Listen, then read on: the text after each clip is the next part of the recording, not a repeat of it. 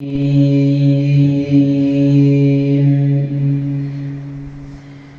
الله الرحمن الرحيم كل من عليها فان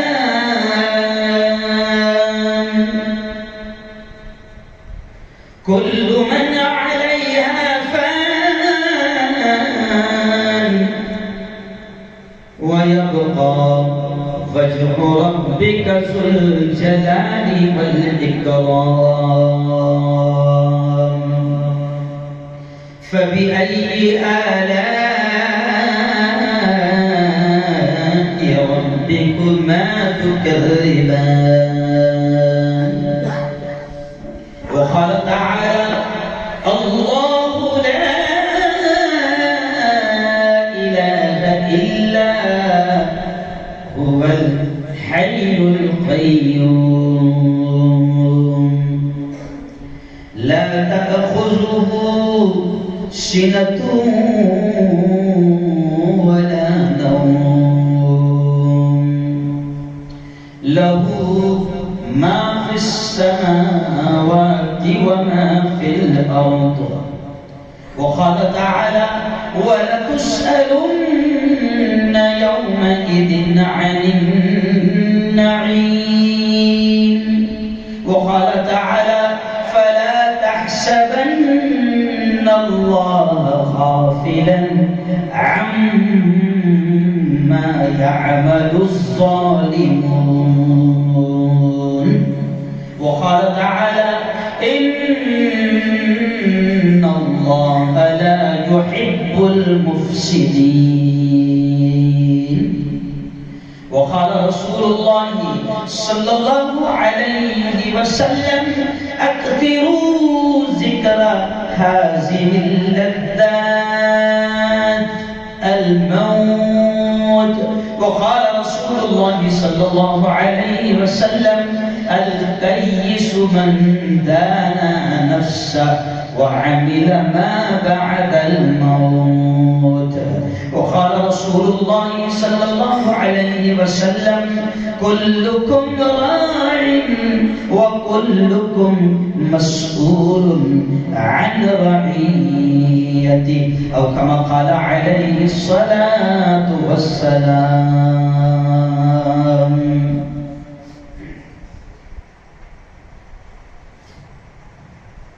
اٹھ شیر مجاہد ہوش میں آ تعمیر خلافت پیدا کر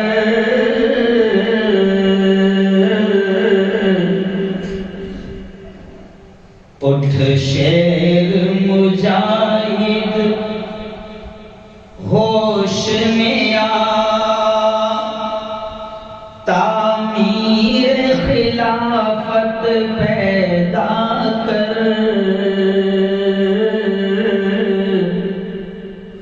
کیوں فرقے فرقے ہوتا ہے اب ایک جماعت پیدا کر اسلام کا دم جب بھرتا ہے پھر کفر سے کیوں تو ڈرتا ہے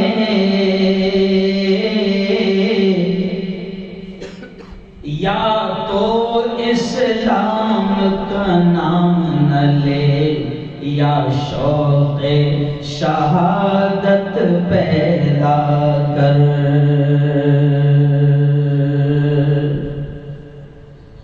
صدق اللہ العظیم وصدق رسولہ النبی الکریم اسٹیج پر جلوہ افروز ہماری اس بستی کے امام محترم مولانا رفیق صاحب، مولانا عمران صاحب، ایسے ہی ابھی آپ جن سے بہت ہی پیاری حمد سن رہے تھے، اللہ ہی اللہ، ارے بولو بول پیارے، ایسے ہمارے دوست قاری ساجد صاحب اور مندر گاؤں سے تشریف لائے امام محترم مولانا ساجد صاحب، کڑودرا اور سورت سے بھی ہمارے امام صاحب آئے ہیں، اور بھی ہمارے علماء یہاں پر بیٹھے ہیں، حفاظ قرآن مبین یہاں پر بیٹھے ہیں، ائمہ کرام یہاں پر بیٹھے ہیں، اور یہ آپ کی محبتیں ہیں کہ آپ ایک شارٹ نوٹس میں، آپ کو آج ہی پتا چلا ہوگا، کسی کو 2-3 گھنٹے پہلے پتا چلا ہوگا، اور آپ اتنی بڑی تعداد میں یہاں تک آ گئے ہیں۔ حالانکہ ہماری کوشش تھی کہ زیادہ لوگ نہ آئیں، پہلی مرتبہ میں نے یہ اپیل کیا تھا کہ لوگوں کو دعوت مت دو، نہ بلاؤ، لیکن آپ کا اخلاص ہے، آپ کی محبت ہے، بس میں دعا کے الفاظ سے اپنی بات شروع کر رہا ہوں، سب نے آمین کہنا، اور بڑی پیاری میں دعا کر رہا ہوں کہ اے اللہ، جس طرح تو نے آج ہم سب کو یہاں پر جمع فرمایا، اے اللہ ایسے ہی ہم سب کو ایک ساتھ جنت الفردوس میں بھی جمع فرما، زور سے ہے۔ اب دیکھو کتنا اچھا لگے گا جنت الفردوس میں، جلگاؤں والے مفتی ہارون بھی دکھیں گے، اور پھر ابرما بھی دکھے گا، مندر گاؤں بھی نظر آئے گا، کھولوا بھی نظر آئے گا، کڑودرا بھی نظر آئے گا، بلساڑ بھی نظر آئے گا، بامن میل بھی نظر آئے گا، ایسے ہی ویارہ بھی اگر نظر آئے گا، تمام کے تمام لوگ، اور پھر امریکہ سے آئے ہوئے، لندن سے آئے ہوئے تمام ساتھی نظر آئے گے، تو کتنا اچھا لگے گا۔ اس لیے میں یہ اہمیت آپ کو دکھا رہا ہوں کہ بڑی پیاری دعا ہے، اور میں سمجھتا ہوں کہ فری میں یہ ملتی بھی نہیں ہے، اس لیے پھر ایک بار آمین کہنا۔ میں یہ دعا آج کل ہر طرف کروا رہا ہوں، پھر آپ نے آمین کہنا۔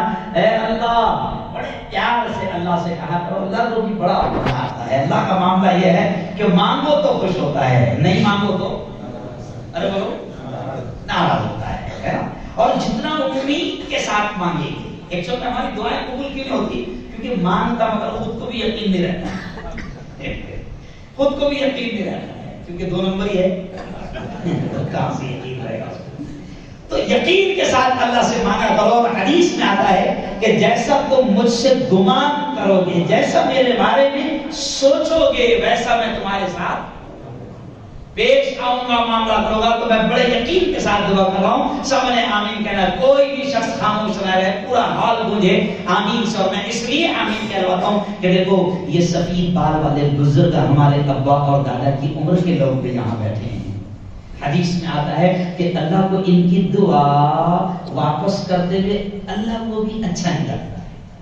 تو ایسے بزرگ سفید بال والے یہاں بیٹھے ہیں، علماء یہاں پر بیٹھے ہیں، کچھ جوان ایسے ہو گئے انشاءاللہ کہ جن کی جوانی بے داغ ہے، اس لیے سب نے آمین کہنا۔ معصوم بچے یہاں پر بیٹھے ہیں، کچھ ایسے بچے بھی ہیں کہ جن کے بارے میں مجھے محمد رفیق صاحب نے بتایا، بڑا شاندار مدرسہ یہاں پر کھلا ہے، اور بچے مکتب کے ساتھ الحمدللہ آج بچے اب حافظ قرآن بھی بن رہے ہیں، کسی کے دل پارا ہو گیا، کسی کے 3 پارے ہو گئے۔ ایسے بچوں نے ابھی مجھ سے ملاقات کی، ایسے معصوم بچے بھی یہاں پر بیٹھے ہیں، اس لیے سب نے آمین کہنا۔ میں اہمیت اس لیے بتا رہا ہوں کہ نہیں معلوم اللہ کس کی آمین کو قبول کر لے۔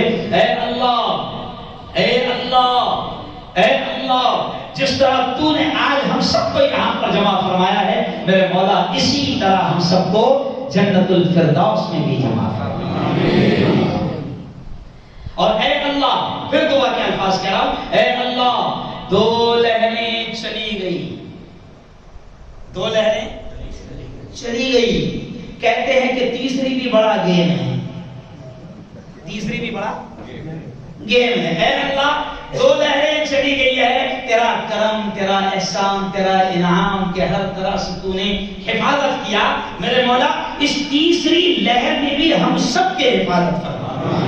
میں دعائیں کروا رہا ہوں، دعائیں کروا رہا ہوں، موڈ میں آ گیا نا، چلتا ہوں، دعائیں کروا رہا ہوں۔ اے اللہ اس تیسری لہر میں بھی ہماری حفاظت فرما، اور اے اللہ، اے اللہ ہر قسم کی بیماری، ہر قسم کا وائرس، چاہے وہ کورونا وائرس ہو یا اومیکرون وائرس ہو یا ملک میں پھیلایا جا رہا نفرتوں والا وائرس ہو، اے اللہ ہر قسم کے وائرس سے تو ہم سب کی حفاظت آمین۔ آئیے اب اہم بات کر لیتے ہیں۔ دیکھیے آج ہم یہاں پر جمع ہوئے ہیں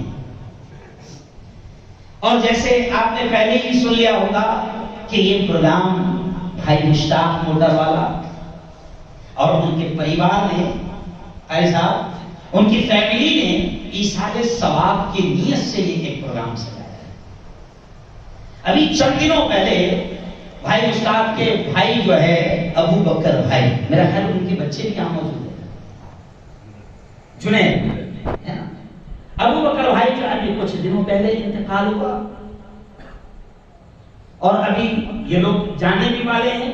ان کے دماغ میں ایک بات آئی کہ نہیں، ایصال ثواب کے لیے ایک پروگرام سجا لیا جائے، علماء کرام آئیں گے، دعا ہوگی، اللہ اور اس کے رسول کی تھوڑی دیر بات ہو جائے گی تو کتنا اچھا رہے گا۔ میں یہ بات یہ اس لیے سمجھا رہا ہوں کہ باقاعدہ مولانا اب لوگوں کا یہ ذہن بننا چاہیے۔ یہ جو مرحومین ہیں نا، آج ہم کسی کے ایصال ثواب کے لیے یہاں پر بیٹھے ہیں، ہم اس نیت سے بیٹھے ہیں کہ ابو بکر بھائی کو یہ جتنے لوگ آئے ہیں، علماء ہیں، حفاظ ہیں، امام ہیں اور ائمہ کرام ہیں، آپ تمام لوگ ہیں، یہ جتنے لوگ آئے ہیں آمین کہیں گے تو ہماری نیت ہے کہ اس کا ثواب جو ہے بھائی ابو بکر کو پہنچے، مشتاق بھائی کے والد محترم کو پہنچے، مشتاق بھائی کی والدہ محترمہ کو پہنچے، اور ہم بھی نیت کر لے انشاءاللہ اللہ کے خزانوں میں کوئی کمی نہیں ہے۔ ہم آپ کے لیے بھی نیت کر رہے ہیں، آپ ہم سب کے اپنے رشتہ داروں کے لیے بھی ہم نیت کریں تو اللہ کے خزانے میں کوئی کمی نہیں ہے، اللہ سب کو برابر کا ثواب پہنچائے۔ لیکن ایصال ثواب کا یہ پروگرام اس طرح سے ہو رہا ہے تو مجھے خوشی ہو رہی ہے، ورنہ کیا ہوتا ہے لوگ کیا کرتے ہیں، سی ایم کرتے ہیں، خیر یہاں تو پڑھے لکھے لوگ یہاں نہیں کرتے ہوں گے، تیسرے دن سی ایم کرتے ہیں، فاتحہ کرتے ہیں، یا پھر وہ 40ویں دن کرتے ہیں، یا پھر 1 سال کے بات کرتے ہیں جسے برسی کہتے ہیں۔ میں بہت سادے انداز میں آپ کو سمجھانے کی کوشش کر رہا ہوں، یاد رکھو یہ طریقہ جو ہم اپنا رہے ہیں کہ 30ویں دن قرآن پڑھ کر بخشنا جسے سی ایم کہتے ہیں، یا 40ویں دن قرآن پڑھ کر بخشنا جسے چہلم کہتے ہیں، یہ 1 سال ہو جائے گا تو برتھ ڈے کی طرح ان کی بھی، مرنے والوں کی بھی برسی منانا جسے برسی کہتے ہیں، یہ اسلام کا بالکل بھی طریقہ نہیں ہے۔ اور سی ایم کے نام پر، چہلم کے نام پر پورے خاندان کو جمع کر کے کھانا کروانا، یہ بھی ایصال ثواب کا طریقہ نہیں ہے۔ میں سمجھتا ہوں مولانا یہ بہت عام بات ہے جو سمجھانا بہت ضروری ہے۔ جی ہاں، میں نے کہیں ماں کا انتقال ہوا، میرے ابا کا انتقال ہوا تو قبرستان میں نے اعلان کیا کہ بھیا ظہر کے پہلے تدفین ہو گئی، تو میں نے اعلان کیا میرے بچوں کے انتقال کے وقت بھی ظہر کے پہلے تدفین ہو گئی، تو میں نے اعلان کیا کہ ابھی بعد نماز ظہر جو ہے وہ ایصال ثواب ہوگا، قرآن خوانی ہوگی، دعا ہوگی۔ تو 2-3 رشتہ داروں نے مجھ سے کہا کہ یہ تو مرنے کے بعد تو 3 دن کے بعد ہوتا ہے نا، تو میں نے کہا دیکھو ایصال ثواب کا فائدہ کیا ہے، ایصال ثواب کا فائدہ یہ ہے کہ اللہ کا وعدہ ہے کہ قرآن کا ایک حرف بھی آپ اگر پڑھ کر بخشو گے، ایک لفظ بھی آپ اگر پڑھ کر بخشو گے، ایک آیت بھی اگر آپ پڑھ کر بخشو گے، اور پیارے آقا محمد مصطفیٰ زور سے کہہ دو صلی اللہ علیہ وسلم نے تو طریقہ بتا دیا ہے کہ اگر پورا قرآن نہیں پڑھ سکتے تو احادیث کے خلاصے میں یہ ملتا ہے کہ 3 مرتبہ سورہ اخلاص پڑھ لو، اپنی ماں کو بخش دو، 3 مرتبہ سورہ اخلاص پڑھ لو، اپنے باپ کو بخش دو، 3 مرتبہ سورہ اخلاص پڑھ لو، اپنے مرحومین کو بخش دو، 3 مرتبہ اگر آپ نے قل هو اللہ احد کی سورت پڑھ لی اور بخش دیا تو پیارے آقا محمد مصطفیٰ صلی اللہ علیہ وسلم نے فرمایا کہ اس مرحوم کو پورا ایک قرآن پڑھ کر بخشنے کا ثواب ملے گا۔ کتنا آسان طریقہ ہے، لیکن کوئی بخشنے کو تیار نہیں۔ اور فارمیلٹی پوری کر رہے ہیں. تو میرے رشتہ داروں نے کہا کہ مفتی صاحب وہ تو 3 دن کے بعد میں قرآن خوانی ہوتی ہے نا. تو میں نے کہا بھائی قرآن خوانی کا فائدہ کیا ہوتا ہے کہ اگر ہم پڑھ کر بخشیں گے تو ہو سکتا ہے کہ اللہ تعالیٰ ان آیتوں کی برکت سے مرحوم کو قبر میں سکون نصیب کرے, اور ہو سکتا ہے کہ اللہ ان آیتوں کی برکت سے اس وقت اس کے قبر کے عذاب کو ہٹا لے. تو قرآن کی آیتیں پڑھنے کا یہ فائدہ ہے. تو میں نے کہا بھائی جیسے مر گیا تو ویسے ہی قرآن پکڑ کر پڑھ کر بخشو اور دعائیں کرو تاکہ اس کو اس کا ثواب ملے. اب اگر آپ یہ کہہ رہے ہیں کہ نہیں 3 دن کے بعد ہم بھیجیں گے, تب تک کیا آپ گویا کہ فرشتوں کو کہہ رہے ہیں کہ 3 دن تک کے جتنی دھلائی کرنا ہے میں تب سادے انداز میں سمجھانے کی کوشش. آپ کو 40 دن کا موقع دیا جا رہا ہے کسٹڈی کا, نہیں سمجھا؟ کسٹڈی بولتے ہیں اس کو, ہے نا. ابھی وہ شیطان کو بھی 14 دن کی بھی سمجھ رہا ہے نا, ایک شیطان کو ابھی 14 دن کی کسٹڈی ملی. تو میں بالکل سادے انداز میں سمجھا رہا ہوں کہ مرحومین کے لیے 3 دن کا انتظار نہ کرو, مرحومین کے لیے 40 دن کا انتظار نہ کرو, مرحومین کے لیے 1 سال ہوگا, پھر ہم برسی کریں گے اور پھر 50 مدرسے کے بچوں کو بلا کر قرآن خوانی کروائیں گے. اس کا انتظار مت کرو.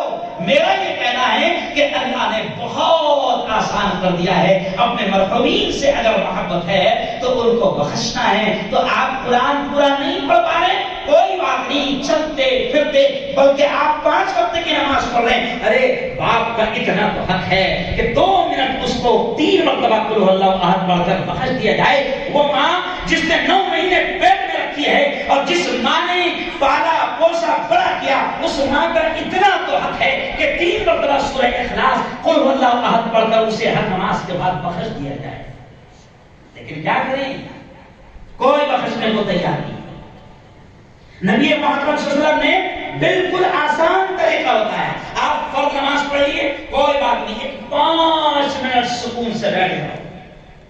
یہ اشارے ثواب کا پروگرام ہے, اس لیے بات یہی سے شروع کی کہ 5 منٹ سکون سے بیٹھ جاؤ, درود شریف پڑھ لو, 3 مرتبہ سورہ اخلاص پڑھ لو, اور پورے اپنے ماں باپ کے ساتھ پورے رشتہ داروں کو بخش دو اور تمام اہل ایمان کو بخش دو. اللہ کے خزانے میں کوئی کمی نہیں. لیکن افسوس کہ آج حال یہ ہو گیا ہے کہ جن اولادوں کو ماں باپ نے کروڑوں کا بنگلہ چھوڑ کر دیا, جن اولادوں کے لیے ماں باپ کینیڈا گئے, امریکہ گئے, لندن گئے, 30 سال 40 سال زندگی کے وہاں پر رہے اور کروڑوں روپے کما کر یہاں پر گاؤں نے بھیجا. آج میں بڑے, یا تو آپ اسے مجھے میرا غصہ کہہ لے یا جو بھی کہہ لے, آج حال یہ ہے کہ ایسی اولاد کے جن کے لیے ماں باپ نے گھر بار, کھیتی باڑی, فیکٹری اور کروڑوں کی جائیداد چھوڑ کر گئی ہے, آج ان اولادوں کو ماں باپ کے لیے 5 منٹ نکال کر سورہ اخلاص پڑھ کر بخشنے کا وقت نہیں. او یارو, ایک اور نصیحت میں آپ کو کروں گا. دیکھو, قبرستان جایا کرو. میں آج ایک دم سادے انداز میں عام بات کرنا چاہ رہا ہوں. قبرستان جایا کرو, قبرستان جایا کرو. کبھی اپنی ماں کی قبر پر, اپنے باپ کی قبر پر کھڑے رہ جایا کرو. ان کو کچھ نہیں چاہیے. تم اگر پہنچ جاؤ گے اور وہاں پر قرآن کی چند آیات پڑھ لو گے, ہو سکتا ہے کہ اللہ تمہارے اس اخلاص سے پڑھنے کی برکت سے اللہ تمہارے ہمارے ماں باپ کے قبر میں جو عذاب بھی اگر ہو رہا ہوگا تو اللہ اس کی برکت سے ختم کرے گا. قبرستان جایا کرو. یہ نہیں بھائی سجاد والا یہاں بیٹھے ہیں, امین بھائی بلسار والے بیٹھے ہیں, ان کو معلوم ہے. مولانا آج میں کھل کر کہہ رہا ہوں کہ میرا خود کا ساجد صاحب یہ معمول ہے کہ جب میں میرے شہر میں رہتا ہوں تو ہر روز جب میں میرے شہر میں رہتا ہوں تو فجر کے بعد پابندی سے میں قبرستان جاتا ہوں, پابندی سے قبرستان جاتا ہوں. وجہ کیا ہے؟ 2 وجہ اس کی. ایک وجہ تو یہ ہے کہ وہاں پر جا کر ان مرحومین کو بخش دو, تمہاری انہی چیزوں کے وہ محتاج ہے, بخش دو ان کے لیے. اور دوسری چیز کہ پیارے آقا صلی اللہ علیہ وسلم نے یہ بھی فرمایا ہے کہ قبرستان جایا کرو علماء لکھتے ہیں کہ نبی کریم صلی اللہ علیہ وسلم نے قبرستان جانے کا حکم اس لیے دیا ہے کہ جب آدمی قبرستان جاتا ہے قبروں کو دیکھتا ہے، ٹوٹی پھوٹی قبروں کو دیکھتا ہے، تو وہاں جا کر اس کو اس کی خود کی بھی موت یاد آتی ہے کہ مجھے بھی یہاں آنا ہے، مجھے بھی یہاں آنا ہے۔ میں جب قبرستان جاتا ہوں تو میں دیکھتا ہوں کہ بہت بڑا ہمارے گاؤں کا سیٹیا تھا، اس کی بھی قبر نظر آ رہی ہے۔ بہت بڑا ہمارے یہاں کا ایم ایل اے تھا، اس کی بھی قبر نظر آ رہی ہے۔ بہت بڑا مالدار تھا، اس کی بھی قبر نظر آ رہی ہے۔ ارب پتی کی بھی قبر نظر آ رہی ہے۔ تو ان کی قبروں کو دیکھ کر کبھی کبھی قبرستان میں جاؤ اور تھوڑا سا غور کیا کرو۔ قرآن خود کہتا ہے، اللہ کے بندو، قرآن خود کبھی کبھی کہتا ہے تدبروا یا اولی الابصار، اے عقل والو تدبر کیا کرو، کبھی سوچا کرو۔ اللہ کی کائنات ہے، اس پہ کبھی غور کرو۔ ایسے ہی قبرستان جاؤ تو غور کرو۔ آپ جس گاؤں کے، آپ جانتے ہیں کہ آپ کے کتنے بڑے آپ کے گاؤں کے لاکھوں پتی، کروڑ پتی جو لندن میں تھے، کینیڈا میں تھے، افریقہ میں تھے، نہ جانے کتنے کروڑوں روپے کمائے، اور وہاں پر بھی جیسے مجھے آج ایک شخص سے ملایا، ایک شخص میں مالداروں سے دور رہتا ہوں، میری عادت ہے، میرے پیر صاحب سمجھایا کرتے تھے مالداروں سے دور رہو تاکہ وہ وائرس نہ آئے۔ کیا نہ ہے؟ تب ایک شخص نے ملایا، مفتی صاحب ملین سے، لندن میں کروڑ پتی ہے، نہیں سمجھا، جملہ نہیں سمجھا، ہندوستان میں کروڑ پتی نہیں ہے، کہاں کروڑ پتی ہے؟ لندن میں کروڑ پتیوں میں شمار ہے۔ آؤ قبرستان میں دیکھو، زمین کھا گئی آسمان کیسے قبرستان میں دیکھو، مغل بادشاہ کی قبریں بھی آپ کو ملے گی۔ قبرستان میں دیکھو، تاج محل کے بنانے والے بھی وہاں پر پڑے ہوئے ملیں گے۔ قبرستان میں دیکھو لال قلعہ جس نے بنایا وہ بھی قبرستان میں پڑا ہوا ہے، بی بی کا مقبرہ جس نے بنایا وہ بھی قبرستان میں پڑا ہے، گول گنبد جس نے بنایا وہ بھی قبرستان میں پڑا ہے۔ 50 سال تک اس ملک پر جس نے حکومت کیا اورنگزیب بادشاہ، وہ بھی قبرستان میں پڑا ہے۔ بڑے شہنشاہ آپ کو قبرستان میں ملیں گے۔ دیکھو خلد آباد ایک مقام ہے، مہاراشٹر میں اورنگ آباد کے 35 کلومیٹر پہ خلد آباد ایک مقام ہے۔ ہم گئے تھے نا، نہیں میں لے کر گیا وہاں سے۔ خلد آباد میں کون ہے معلوم؟ حضرت اورنگزیب رحمۃ اللہ علیہ کی مزار ہے۔ آج میں نصیحت ہی کر دیتا ہوں، حضرت اورنگزیب رحمۃ اللہ علیہ کی مزار ہے، اور اورنگزیب کی مزار جو ہے وہ کھلی ہے، بالکل سارا مٹی کی ہے۔ اور ابرما والوں، نوساری والوں، اورنگزیب یہ وہ بادشاہ ہے جو ہندوستان میں سب سے زیادہ جس نے حکومت کیا، 50 سال تک، آدھی صدی تک اس نے حکومت کیا ہے۔ اور ایسی حکومتیں ان بادشاہوں کے پاس میں تھی۔ ابھی تو یہ کمبخت چندی چور ہے، اتنا سا ہے یہ ہندوستان، اتنا سا ہے نا۔ پہلے ہندوستان اتنا نہیں تھا، افغانستان تک ہندوستان، سمجھ لیا، پاکستان تک ہندوستان، اور ہمارے ان پرکھوں نے اتنے لمبے ہندوستان پر حکومت کیا ہے۔ حکومتیں اللہ نے ایسی دی تھی کہ اگر بادل آتے تھے اور بادل اگر وہ یہاں نہ برسے تو وہ بادلوں کو دیکھ کر کہتے تھے کہاں جا رہے ہو؟ ٹھیک ہے یہاں نہیں برس رہے، کوئی بات نہیں، کہیں تو برسو گے، جہاں نہیں برسو گے میری زمین۔ تو کیسی حکومت ہو؟ اس لیے شاعر نے کہا ہے کہ زمین کھا گئی آسمان کیسے کیسے۔ تو اورنگزیب پر سے مجھے بات یاد آ گئی کہ اورنگزیب نے 50 سال تک حکومت کیا جی، اور اس کے قبر پر جب آپ جاؤ گے، اور بڑے اورنگزیب اونلی ناٹ فار ایک بادشاہ، بلکہ اورنگزیب رحمت اللہ علیہ ایک ولی کامل بھی تھے۔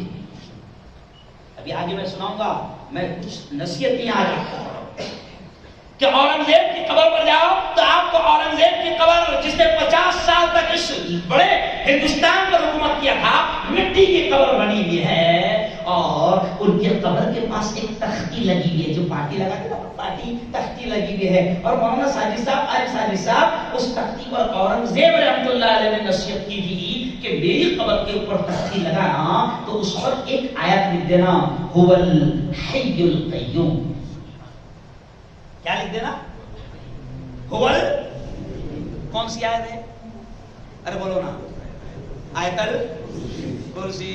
اللہ لا الہ الا هو الحی القیوم. تو اب میں آپ کو سمجھا رہا ہوں کہ آخر اورنگزیب نے یہ آیت کیوں لکھایا، اورنگزیب نے کیوں نصیحت کی تھی کہ میری قبر پر یہ آیت لکھوانا. تو اورنگزیب نے اس لیے نصیحت کی تھی کہ اورنگزیب دیکھ رہا تھا کہ لوگ میری کتنی تعریف کرتے ہیں کہ اس ملک پر میں نے 50 سال تک حکومت کیا تو مجھے لوگ بڑا بادشاہ مانتے ہیں. تو اورنگزیب نے مرتے وقت وصیت کیا تھا کہ میری قبر پر یہ آیت لکھا دینا تاکہ آنے والے جب آئیں گے اور میری قبر کو جب دیکھیں گے. آج بھی آپ جب قبر پر جاؤ تو وہاں پر ایک اندھا، ایک نابینا مجاور کھڑا رہتا ہے اور ان کے بارے میں وہ آپ کو تھوڑی ہسٹری بتاتا ہے. تو وہ بتاتے یہ کہے گا جو میں آپ کو بتا رہا ہوں، وہ بتاتے یہ کہے گا کہ اورنگزیب نے یہ آیت لکھانے کی وصیت کی تھی، نصیحت کی تھی کہ میری قبر پر یہ آیت لکھانا. اور اورنگزیب کا مقصد یہ تھا کہ دنیا والوں کو یہ پتہ چل جائے کہ دیکھو جس مغل شہنشاہ اورنگزیب نے 50 سال تک اس بڑے ملک پر حکومت کیا ہے وہ بھی منو مٹی میں دبا ہوا ہے. اور بتا دینا لوگوں کو، پیغام دے دینا، سندیش دے دینا لوگوں کو کہ هو الحی القیوم، زندہ رہنے والی اور باقی رہنے والی ذات صرف اور صرف اس کی ہے. کیا پیغام دینے کی کوشش کیا اورنگزیب نے؟ ارے بولو ہے نا. ہم لوگ دنیا داروں کو دیکھ کے تھوڑا سا مغلوب ہو جاتے ہیں نا، کتنی دولت ہے، کتنا کروڑپتی ہے، کتنا ارب پتی ہے. ہم لوگ نہیں. اورنگزیب نے کہا کہ ایسے ہی دنیا والے مجھے دیکھ کر بڑا امپریس ہوتے ہیں. تو اورنگزیب نے کہا کہ یہ آیت لکھ دینا تاکہ لوگوں کو پتا چلے کہ دیکھو 50 سال اس ملک پر حکومت کرنے والا اورنگزیب مٹی میں دفن ہے. جی ہاں، لوگوں کو پتا چلے. اور یہی وجہ تھی کہ سکندر نے بھی لوگوں کو بتانے کے لیے، جب لوگوں کو پتہ چلا اوہو سکندر شہنشاہ، فاتح، سلطان، آدھی دنیا کو فتح کر لینے والا شہنشاہ، سلطان سکندر، تو لوگ سوچتے ہوں گے کہ کتنی دولتیں، کتنا خزانہ اس کے پاس ہے. تو سکندر نے بھی دنیا کے پاگلوں کو نصیحت کرنے کے لیے یہ کہا تھا کہ جب میں مروں تو میرے دونوں ہاتھوں کو پھیلا کر جنازے کے باہر رکھ دینا تاکہ جانے والے جب دیکھیں گے میرے جنازے کو دیکھیں گے تو میرے کھلے ہاتھ جب نظر آئیں گے تو ان کو یہ بھی نظر آئے گا سکندر بھی کچھ نہیں لے جا رہا ہے یار. نہیں ہے اب نہ وہ ہلاکو ہے اور نہ اس کے ساتھی ہے. اب نہ وہ ہلاکو ہے اور نہ اس کے ساتھی ہے. جنگ جو وہ کورس ہے اور نہ اس کے ہاتھی ہے. کل جو تن کے چلتے تھے اپنی شان و شوکت پر شمع تک نہیں جلتی آج ان کی تربت پر. کر گناہوں سے توبہ آخرت سنبھل جائے، آخرت سنبھل جائے، آخرت سنبھل جائے. کر گناہوں سے توبہ آخرت سنبھل جائے، آخرت سنبھل جائے. دم کا کیا بھروسہ ہے جان کب نکل جائے، جان کب نکل جائے. مٹھی باندھ کے آنے والے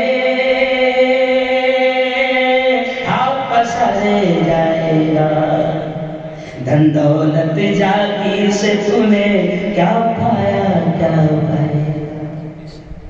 قوالی میں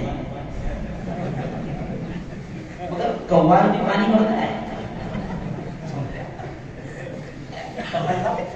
بہت آسان آج کچھ نصیحت کرنے کہ او اللہ کے بندو، او اللہ کے بندو. دیکھو سکندر نے بھی نصیحت کر کے گیا کہ میں کچھ نہیں لے کے جا رہا ہوں. وہ اپنے والوں دیکھو ہتھیلی خالی ہے، اور نوساری والوں دیکھو یہ دونوں ہاتھ میرے خالی ہے. اور اورنگزیب کہتا ہے کہ دیکھو میں بھی 50 سال حکومت کرنے والا قبر میں مٹی میں دفن ہوں اور میں نے بھی آیت دکھا دیا ہوں کہ هو الحی القیوم، کہ او دنیا کے پاگلو، اگر تم یہ سوچتے ہو کہ شہنشاہ اورنگزیب 50 سال ہندوستان پر حکومت کرنے والا بہت بڑا بادشاہ تھا، تو دنیا کے پاگلو دیکھو یہ تمہارا 50 سال راج کرنے والا بادشاہ بھی اس وقت مٹی میں دفن پڑا ہوا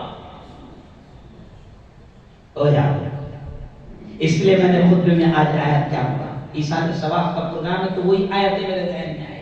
میں نے آیت کیا پڑھا، کل من علیہا فان، اللہ کہتا ہے ہر چیز کو فنا ہونا ہے، کل من علیہا فان ویبقا وجہ ربک ذو الجلال والاکرام، اللہ کہتا ہے ہر چیز کو فنا ہونا ہے، یہ زمین فنا ہوگی، یہ آسمان فنا ہوگا، یہ پورا کائنات کا نظام فنا ہوگا، یہ پورا کاروبار، یہ پورا سسٹم فنا ہوگا، یہ حکومتیں یہ فنا ہوگی، یہ سلطنتیں فنا ہوگی، یہ جن کو تم بادشاہ سمجھ رہے ہو یہ بھی فنا ہوگے۔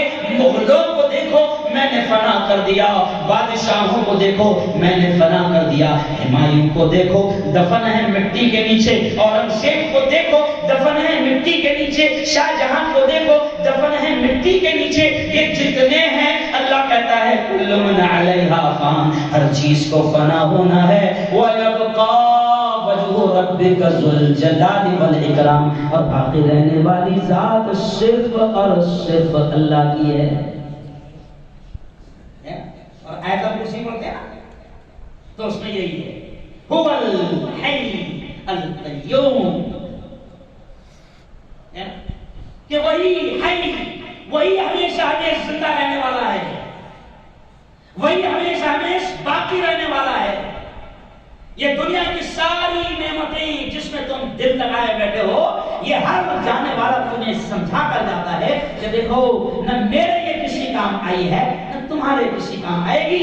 اس لیے اللہ کے نبی نے کیا فرمایا، سنو سنو سنو، ہم کیا سوچتے ہیں عقل مند وہ ہے، عقل مند وہ ہے جو کروڑوں روپے کما لے، عقل مند وہ ہے جو دنیا میں بنگلے بنا لے، عقل مند وہ ہے جو دنیا میں فیکٹریاں تعمیر کر لے، عقل مند وہ ہے جو سینکڑوں ہزاروں ایکڑ زمین کا مالک بن جائے۔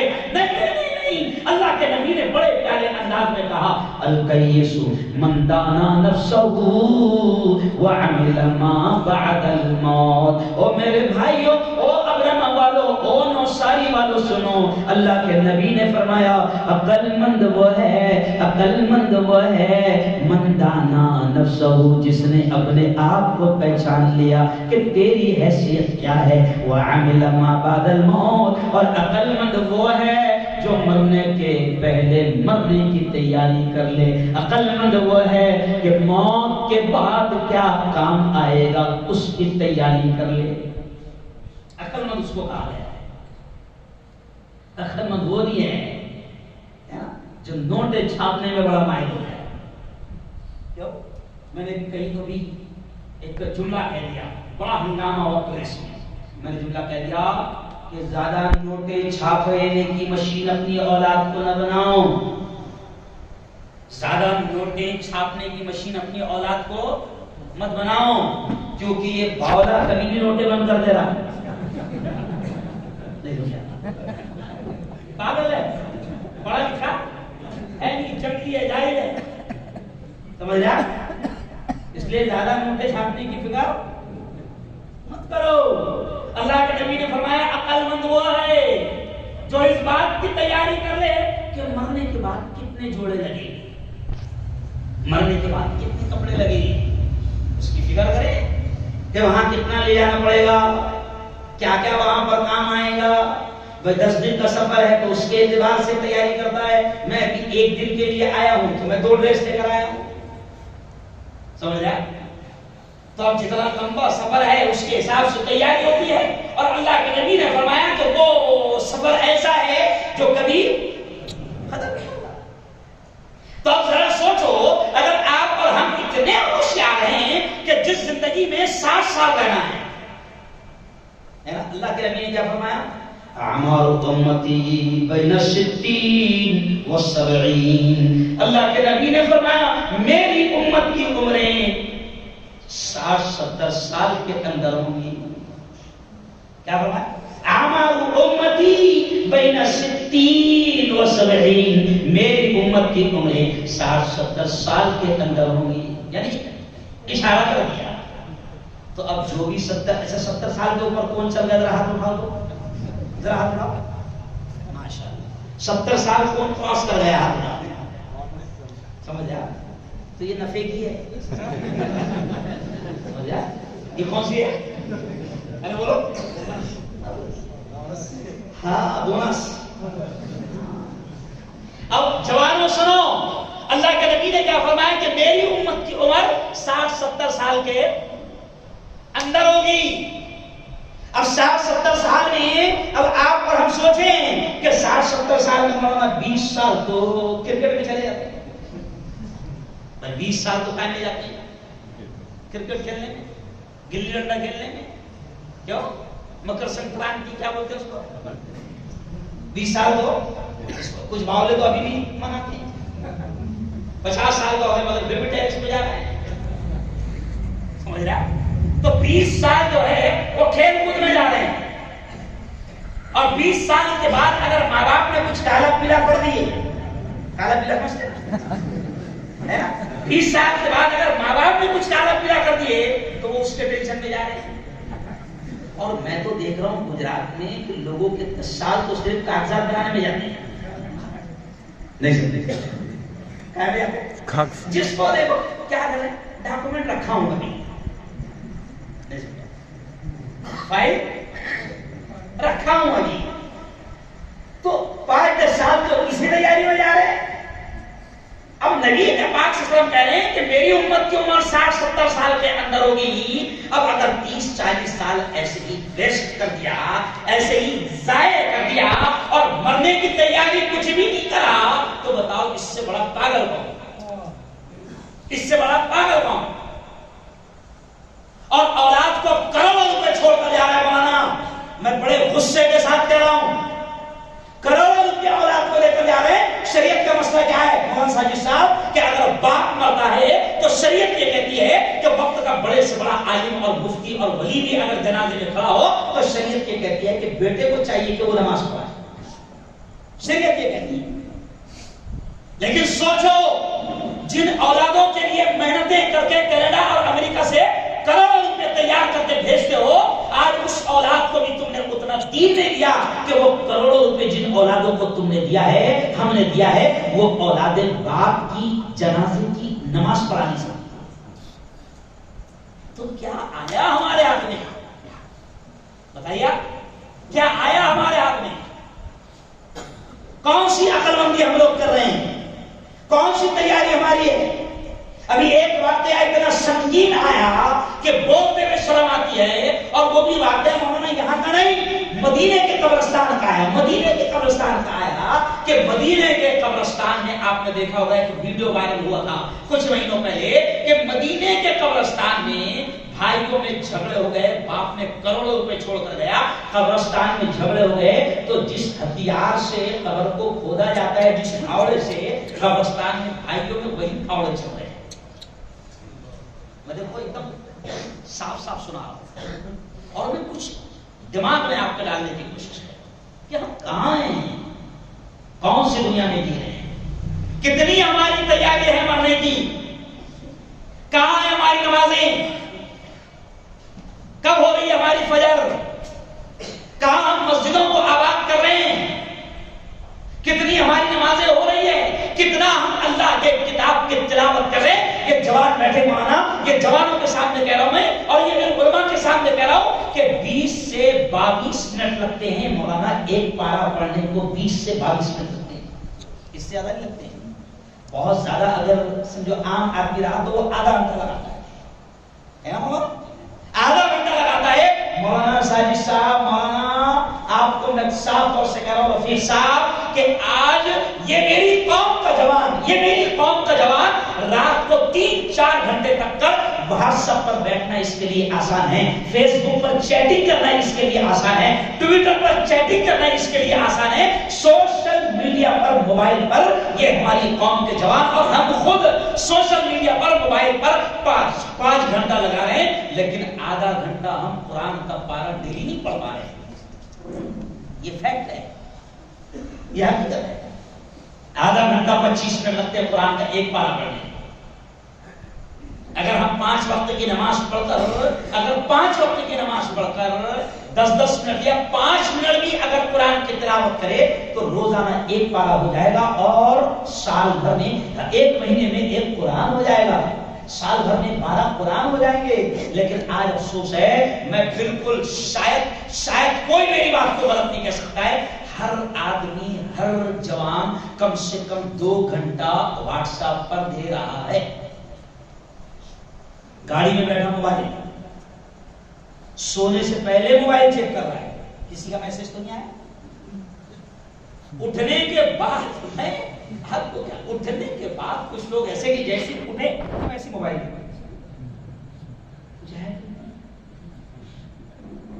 دو گھنٹہ بالکل سادے انداز میں آپ کو سمجھا رہا ہوں کہ 2 گھنٹہ کم سے کم ہر آدمی موبائل کو دے رہا ہے ایوب بھائی.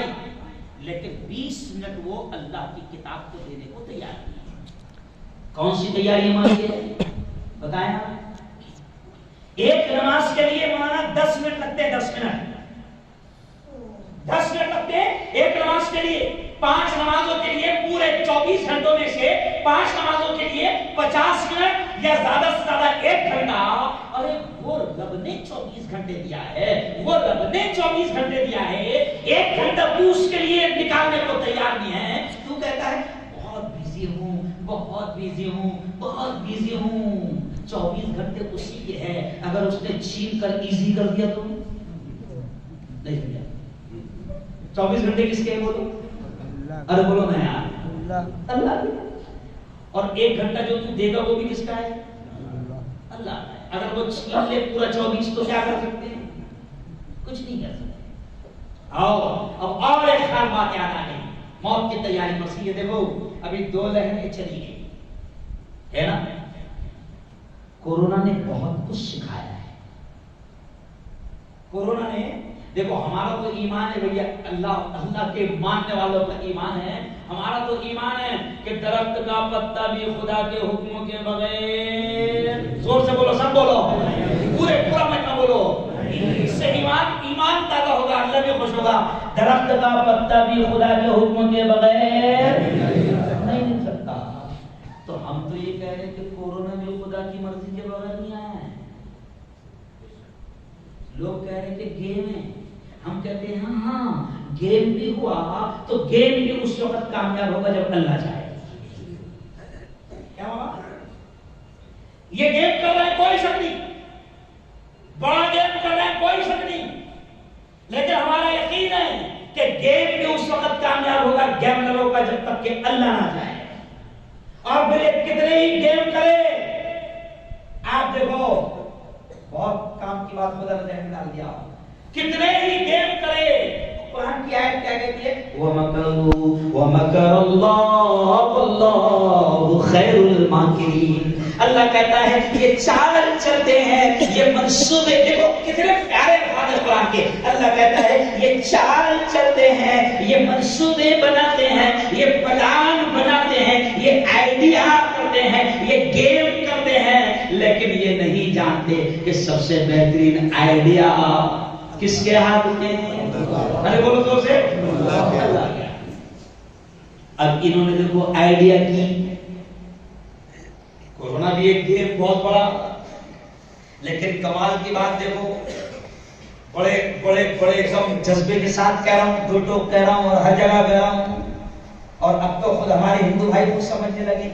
ایک ہندو پترکار نے مجھ سے خود پوچھا, مفتی صاحب ایک بات پوچھنا ہے, وہ ہماری ٹائم کا, تو مفتی صاحب ایک بات پوچھنا ہے. میں نے کہا پوچھ بھائی کیا بات ہے. کہا یار مفتی صاحب یار تمہارے لوگ کم مر رہے ہو, تمہارے لوگ کم مر رہے ہیں. میں نے کہا باولے چلے تو ہم زیادہ کر رہے ہیں, بے وقوفی لوگ ہم زیادہ کر رہے ہیں, ماسک ہم نہیں لگا رہے ہیں. ہمارے محلوں میں آ جاؤ تو ایسا لگتا ہی نہیں کہ کورونا کبھی یہاں پر بولو آیا تھا. اور اب ہندو بھائی کہہ رہے ہیں کہ تم لوگ کم مر رہے ہو, تو وجہ کیا ہے. تو میں نے کیا کہا معلوم آپ کو, میں نے ان کو وجہ بتایا. میں ہر جگہ یہ بیان کر رہا ہوں, میں نے ان کو وجہ بتایا کیونکہ لیٹسٹ چیز اور ہر جگہ جانی چاہیے. تو میں نے ان کو وجہ بتایا کہ ہم لوگ کم مر رہے ہیں, حالانکہ بے وقوفی ہم وجہ یہ ہے کہ تم ہر جگہ ہمارے ساتھ بدمعاشی کرتے ہو، تو تم نے کورونا کو بھی ہمارے ساتھ جوڑا۔ کیسے؟ میں نے کہا کورونا کو تم نے چھیڑا، کورونا پوری دنیا میں گھوم رہا تھا، اس کو اس کا مذہب پتا نہیں تھا، لیکن تم نے بدمعاشی کیا کی ہے، جیسے ہی کورونا ہندوستان آیا تو تم نے اس کو سیدھا دلی ایئرپورٹ پہ اتارے۔ دلی ایئرپورٹ پر کورونا اترا، وہاں سے وہ نظام الدین گیا، وضو کیا، مولانا سعد سے ملاقات کیا، مسلمان ہو کے باہر آ گیا۔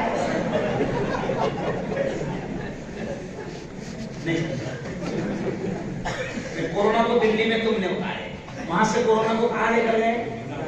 ارے بولو نا، نظام وہاں اس نے وضو کرا، ملاقات کیا حضرت جی سے، پھر وہاں سے مسلمان کہ باہر آ گیا۔ پھر اس کے بعد تمہاری میڈیا پر چلا کے کہاں سے پھیلا کورونا؟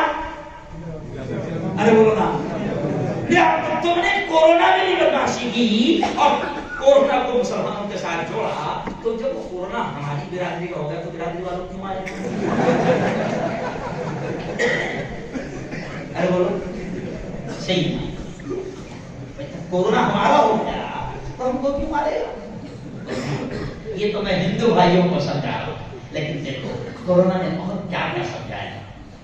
آؤ میں بہت پیاری بات اللہ تعالیٰ میں ڈال رہا، میں آپ کو سمجھا رہا ہوں کہ کورونا نے بہت کچھ سمجھایا۔ ہمارا ماننا ہے کہ اللہ جو بھی کرتا ہے اس کے راز وہی جانتا ہے، حکمت وہی جانتا ہے، مصلحت وہی جانتا ہے۔ کورونا جب آیا تم نے بدمعاشی کی، اس کو مسلمانوں کے ساتھ جوڑا، تو ملک کے ہندو بھائیوں نے بھی دیکھا کہ کورونا میں مسلمانوں کو وہ برا انجام نہیں ہوا، بلکہ دنیا نے یہ بھی دیکھا۔ دیکھو کورونا کا ایک فائدہ ہندوستان میں کیا ہوا، کورونا کا ایک فائدہ ہندوستان میں یہ ہوا، آپ کو یاد ہوگا کہ جب لاک ڈاؤن لگا، پہلا لاک ڈاؤن لگا، بڑا خطرناک، بڑا سخت لاک ڈاؤن تھا، بڑا خطرناک لاک ڈاؤن تھا۔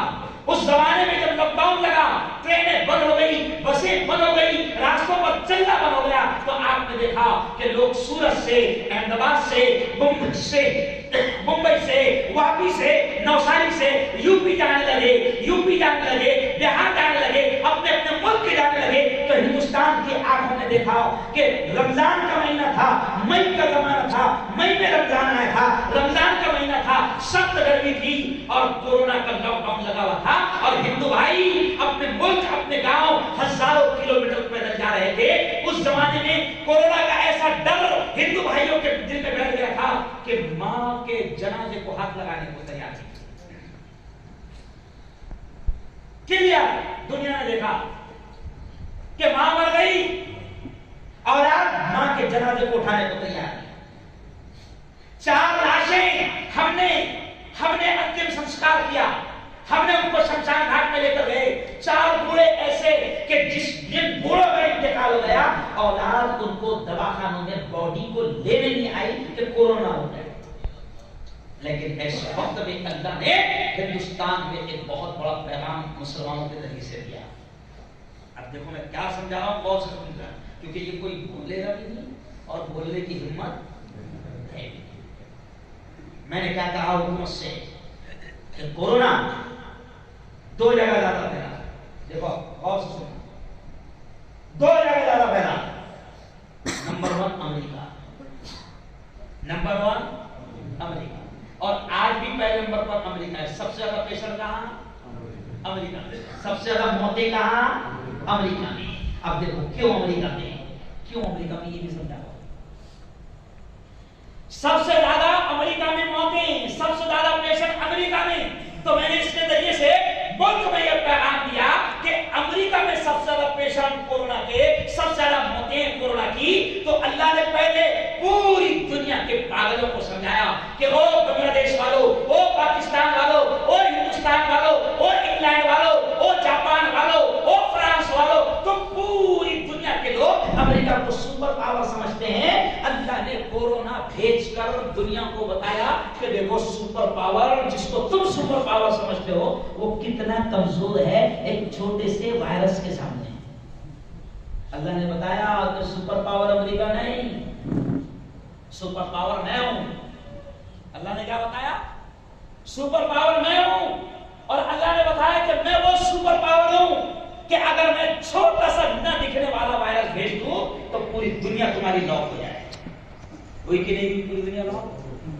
اللہ نے بتایا سپر پاور میں. اللہ نے بتایا کہ دیکھو جس کو تم سپر پاور کہتے تھے اس کی ٹیکنالوجی کچھ بھی نہیں کر پائی. صحیح ہے نا؟ اس کی ٹیکنالوجی کچھ بھی نہیں کر پائی ہے نا. پھر کورونا آیا دوسرے نمبر پر. مترو ارے بولو جگری دوست ہے نا, جگری دوست ہے نا دونوں. تو کہاں ہے؟ ہندوستان میں. اب ہندوستان میں کیوں ملا؟ ہندوستان میں آپ دیکھو کہ دیکھو وہ اللہ ہے یارو, وہ اللہ ہے, اس کے طریقے وہی جانتا ہے, ہم نہیں سمجھ سکتے. اس اللہ نے ہندوستان میں کیا ہوا؟ ہندوستان میں کورونا بہت پھیلا. تو آپ کو یاد ہے کورونا پھیلنے کے پہلے 1 سال تک مسلمان دھرنے پر بیٹھا ہوا تھا. نہیں یاد ہے؟ کائے پر بیٹھا ہوا تھا؟ شاہین باغ بنایا ہوا تھا. کیا بیٹھا ہوا تھا؟ سی اے کے خلاف لڑ رہا تھا, این آر سی کے خلاف لڑ رہا تھا. حکومت کہتی تھی نکال کر رہیں گے, مسلمان کو نہیں رہیں گے. دھرنا چل رہا تھا. میرے اس وقت کے میرے ویڈیو دیکھی تھی جو میرے نعرے لگے تھے, بہت اس وقت میں نے بہت دھوم مچایا. این آر سی کے تحت میں پورے ہندوستان میں مجھے بلایا گیا, میں نے بہت دھوم مچایا. وہ میرا ایک نعرہ بہت مشہور ہوا تھا, ٹکلے تیری گنڈا گردی نہیں چلے گی. تو بڑے بڑے ٹی وی چینلوں نے دکھایا کہ دیکھو یہ کیا کہہ رہا ہے مفتی اعظم, اس کو کب گرفتار کیا جائے. تو اب اس وقت کیا تھا کہ حکومت کہہ رہی تھی, میں نے کہا ہندوستان کی حکومت سے کہ ہندوستان میں کورونا کیوں آیا تم بھی سن لو. میں نے کہا 1 سال تک کے مسلمان کہہ رہا تھا کہ ہم یہاں کے ہیں, ہمیں اس ملک کو سجایا سوارا دیا, ہمیں اس ملک کو اتنا دیا کہ کروڑوں روپے آج تم ہمارے باپ دادا کی چھوڑی ہوئی جائیداد سے کھا رہے ہو, اتنا دیا. تو تم پھر بھی کہتے تھے چور کہ تم یہاں کے نہیں اور تم جاؤ گے, تم تو نکال کر رہیں گے, ہے نا. تب جو حکومت کہہ رہی تھی ملک سے نکالیں گے, ملک سے نکالیں گے, ملک سے نکالیں گے, ملک سے نکالیں گے, اللہ نے لایا کورونا. اب وہ حکومت جو ملک سے نکالنے کی بات کر رہی تھی, دیکھو اللہ کا سسٹم کیسا رہتا ہے. جو حکومت ملک سے نکالنے کی بات کر رہی تھی وہ حکومت اب ہاتھ جوڑ کر کہنے لگی کرپیا اپنے گھروں میں رہیں.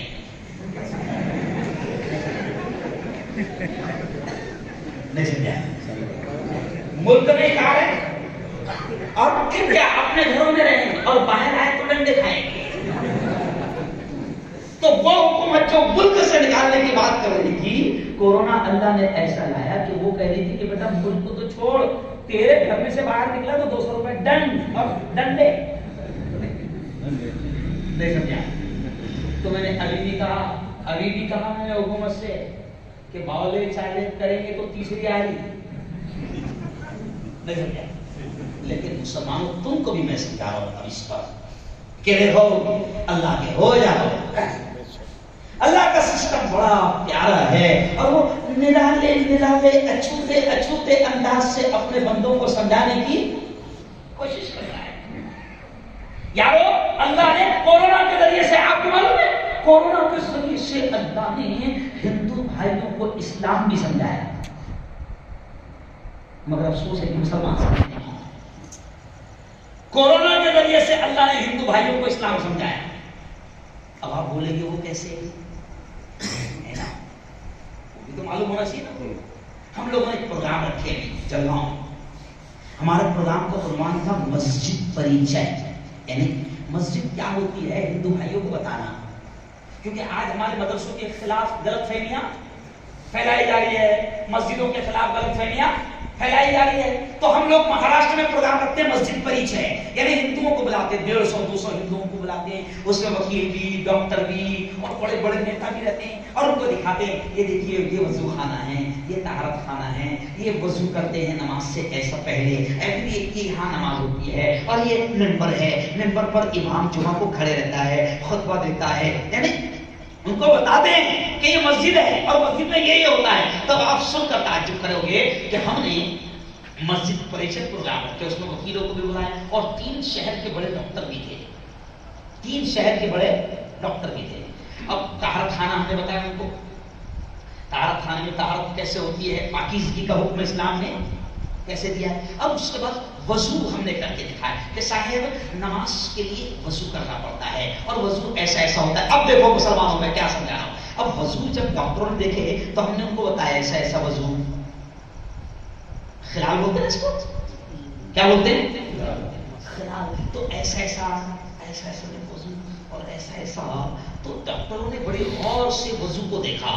وضو دیکھنے کے بعد جب اس نے دیکھا کہ یہ لوگ ایسا ایسا بھی کر رہے ہیں، ایسا ایسا کر رہے ہیں پورا، اور ایسا ایسا کر رہے ہیں، اور پھر اس نے دیکھا غرارہ بھی کر رہے ہیں، پانی بھی لے رہے ہیں، ناک میں پانی بھی چڑھا رہے ہیں. تو ڈاکٹر صاحب کو نہیں معلوم کہ یہ کیا ہے. تو ہم نے بتایا کہ وضو ہے. تو ڈاکٹروں نے سوال کیا کیا معلوم آپ کو علماء سے، یہ آپ لوگ جو کر رہے ہیں بھی ایسے ایسا پورا ہاتھ صاف، ناک میں پانی اور یہ گلے میں آپ پانی ڈال رہے ہیں، تو یہ کورونا کی وجہ سے کر رہے ہیں کیا؟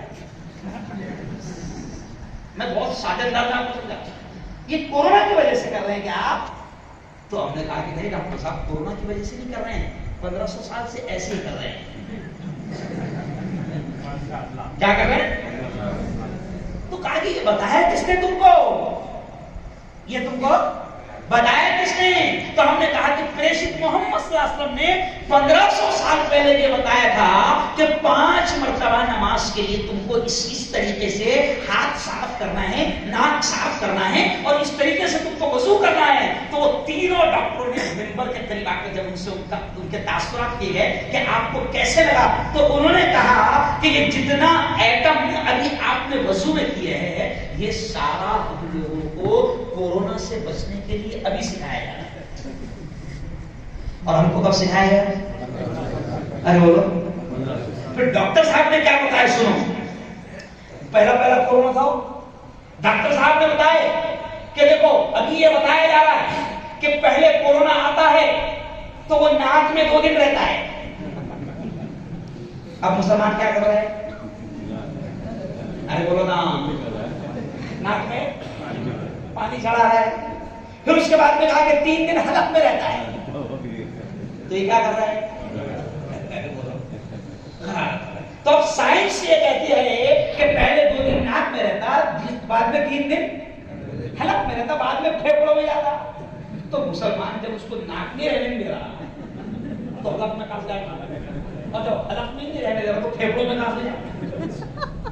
ارے بولو تو کتنا آسان ہے بھی، کتنا آسان ہے. بہت الگ اسٹائل میں آج آپ کو سمجھا رہا ہوں کہ اللہ کے بندو سمجھو اس بات کو. اللہ نے غیروں کو سمجھا دیا کورونا کے ذریعے سے کہ اسلام کی تعلیمات کتنی اچھی ہے. اور ایک تعجب کی بات، ارے تمہارے کھانے کی اہمیت بھی کورونا نے سمجھا دیا. نہیں سمجھے، نہیں سمجھے. نہیں تمہارے کھانے کی اہمیت بھی کورونا نے سمجھا دیا. برہمن ڈاکٹر بھی کورونا کے مریض کو جب ڈسچارج کر رہا ہے 10 دن کے بعد 8 دن کے بعد تو چٹھی پر لکھ کر دے رہا ہے یہ کھانا. نہیں سمجھے؟ ابھی سمجھے تھوڑا سا، ابھی تھوڑا سا سمجھے. تو اللہ نے یہ بھی سمجھا دیا ان کو کہ یہ مسلمان ہے نا ہر چیز اوریجنل کرتے ہیں. ان کے وضو میں بھی کورونا سے بچاؤ اور ان کے کھانے میں بھی بچاؤ. ارے بولو کورونا سے بچاؤ. ابھی دیکھو یہ ابو بیٹھا ہے، ابو بیٹھا سامنے میرے. میں نے 5 دن پہلے اس کے ڈھابے پر کھانا کھا کے گیا، مناب بھائی کوروا والے. ان سے میں نے پوچھا، میں ایکچوئل میں جانکاری لیتے رہتا ہوں. آدمی نے، میرے استاد مولانا علی میاں بھی کہتے تھے کہ قبر میں جائے تک کہ تم اسٹوڈنٹ ہو، قبر میں جائے تک تم طالب علم ہو، سیکھتے رہو. ایسا نہیں کہ تم مفتی بن گئے، جنرل نالج لیتے رہا کرو. تو میں نے ابو سے، مناب بھائی سے ان سے پوچھا کہ تمہارے ڈھابے پر جو گراہک آتے ہیں تو یہ سب اپنا ایریا ہے، مسلمانوں کا تو بہت آتے، مسلمان بہت آتے ہوئے. تو انہوں نے بتایا مفتی صاحب 90% ان پر چل رہا. آ گیا سمجھ میں؟ سب سمجھ میں آ گیا کہ اور بولو تھوڑا سا. ارے یار تمہارے کھانے کی اہمیت اللہ نے دنیا کو سمجھا دیا. تمہاری نمازوں کی اہمیت اللہ نے دنیا کو سمجھا دیا. نماز کی اہمیت آپ کو معلوم ہے ایک ہندوستان میں ایک بابا ہے 1.5 آنکھ والا، معلوم ہے 1.5 آنکھ والا بابا ہے، اس نے مجھے ایک پروگرام میں بلا لیا، چیف گیسٹ بنا کر، مہمان خصوصی بنا کر، وہ بلاتا نہیں کسی کو، سمجھا؟ تو اس نے مجھے ایک پروگرام میں بلا لیا، تو میں نے اس کے پروگرام میں نماز کی اہمیت بیان کر دی کیونکہ وہ ایسا کرا تھا۔ اب اس نے مجھے پروگرام میں بلا لیا تو اس کا انٹرنیشنل پروگرام ہوتا ہے، یہ جو بیٹھے نا آپ لوگ، تو اس کے ہاں پروگرام میں پہلی لائن میں بیٹھنے کے 1 لاکھ رہتے ہیں، جو پہلی لائن میں بیٹھتے ہیں 1 لاکھ، دوسری لائن میں 50,000، سمجھ جائے؟ تو ایسے بڑے بڑے بابا ہمارے گاؤں میں ملک میں ہے۔ تب اس نے مجھے بلا لیا، میں نے پوری نماز کی اہمیت بتا دیا، تو دیکھو اس کا انٹرنیشنل چینل چلتا ہے، لائیو چلتا ہے اس کا پروگرام۔ آخر میں نے نماز کی اہمیت ایسی بیان کیا کہ اس کو خود کو کہنے لگا، وہ خود کہنے لگا کہ دیکھو بھائی، جو مسلمان بابا خود کہنے لگا، جو مسلمان 5 وقت کی نماز پابندی سے پڑھتا ہے اس کو یہ میری آڑی ٹیڑھی ایکسرسائز کرنے کی ضرورت نہیں ہے۔ اور پھر دھیرے سے میرے کان میں کہنے لگا، مفتی صاحب یہ پوری میری ورزش نماز سے ملی ہے۔ آپ غور کرو،